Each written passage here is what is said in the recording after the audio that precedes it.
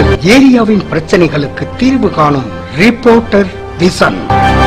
அடாவடி கட்டணம் வசூல். பராமரிப்பின்றி சுகாதாரமற்ற நிலையில் சீர்கெட்டு துர்நாற்றம் வீசி நோய்கள் பரவும் அபாயத்தில் பழனி பேருந்து நிலைய நவீன கட்டண கழிப்பிடம் நடவடிக்கை எடுக்குமா பழனி நகராட்சி நிர்வாகம்? அடாவடியாக அதிக கட்டணம் வசூல், பராமரிப்பின்றி சுகாதாரமற்ற நிலையில் சீர்கெட்டு துர்நாற்றம் வீசி நோய்கள் பரவும் அபாயத்தில் பழனி பேருந்து நிலைய கழிப்பிட கட்டிடம் நடவடிக்கை எடுக்குமா பழனி நகராட்சி நிர்வாகம்? திண்டுக்கல் மாவட்டம் பழனி பேருந்து நிலையத்திற்கு நாளொன்றுக்கு சுமார் பல ஆயிரக்கணக்கான பொதுமக்கள் பள்ளி மாணவர்கள் வந்து செல்கின்றனர். குறிப்பாக கார்த்திகை, மார்கழி, தை 3 மாதங்கள் கோவில் விசேஷ நாட்களில் கேரளா, ஆந்திரா போன்ற பிற மாநிலத்திலிருந்தும் லட்சக்கணக்கான பக்தர்கள் தரிசனம் செய்வதற்கு வருவது வழக்கம். அப்படி வந்து செல்பவர்கள் பயன்படுத்துவதற்காக பேருந்து நிலையத்தில் உள்ள பொது கழிப்பிடம் சரியான முறையில் பராமரிக்கப்படாமல் சுகாதாரமற்ற நிலையில் இருப்பதால் பேருந்து நிலையத்திற்கு வரும் பொதுமக்கள் திறந்த வெளியில் சிறுநீர் கழித்து வருவதைக் கண்டு பெண்கள் முகம் சுளித்து செல்கின்றனர். பழனிக்கு வரும் பொதுமக்கள் பேருந்து நிலையத்திற்கு வந்து பேருந்துகளுக்கு காத்திருக்கும் பொதுமக்கள் சுகாதாரமற்ற நிலையில் இருக்கும் கட்டண கழிப்பிடத்திற்கு செல்லாமல் திறந்த வெளியில் சிறுநீர் கழித்து வருவதால் அங்கு வந்து செல்லும் பள்ளி மாணவர்கள், குழந்தைகளுக்கும்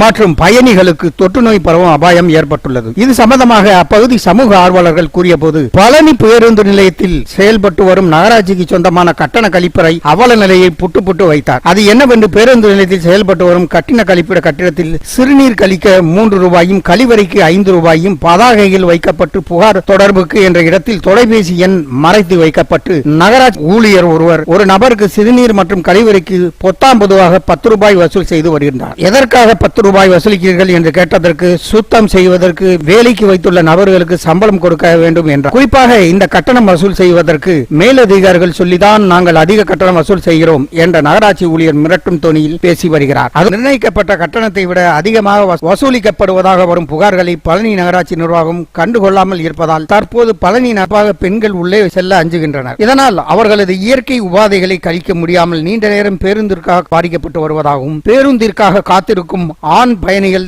திறந்த வெளிகளில் சிறுநீர் கழிக்கும் அவல நிலை ஏற்பட்டுள்ளது. இல்லாமல் பொதுமக்களுக்கு அடிப்படை வசதியான குடிநீர், கழிப்பிடம், மருத்துவம் இந்த 3ஐயும் முதலில் நகராட்சி நிர்வாகம் செய்து கொடுத்தால் மட்டுமே திமுக ஆட்சிக்கும் கட்சிக்கும் நற்பெயர் கிடைக்கும். முதல்வர் ஸ்டாலின்